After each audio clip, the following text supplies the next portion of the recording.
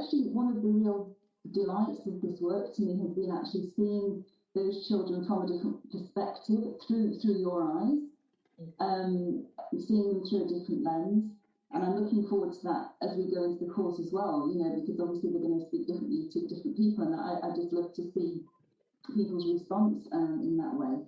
But yes, the whys, I guess, I was quite surprised at just how much wisdom these children did have, and some of them, maybe about 5 of them, were coming from quite a cerebral place. And there was the child of Sophia, the child of Athena, and probably more than I would have ever given my own inner children credit for. They do carry such a lot of wisdom.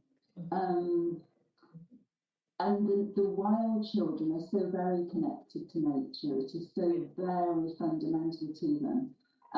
Some of them are so wild that they're actually half animal or half octopus. They're so merged with you could say, their wild totem in a way, or their power animal or their ally. You could look at it that way. The fox child would be another one. Where does fox end and human begin? It's that sort of shape-shifty energy with the wild children that really strikes me.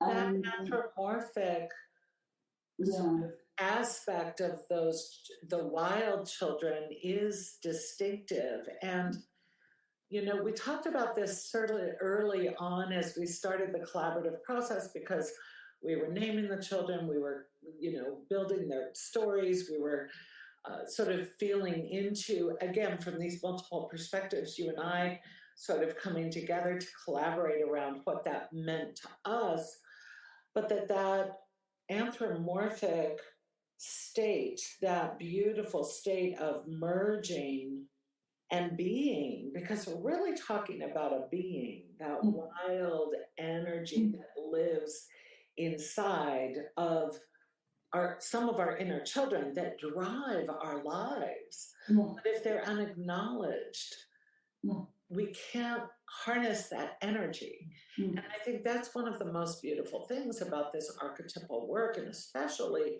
the more complex, rare, and unusual children that have come through this deck, both personal and universal.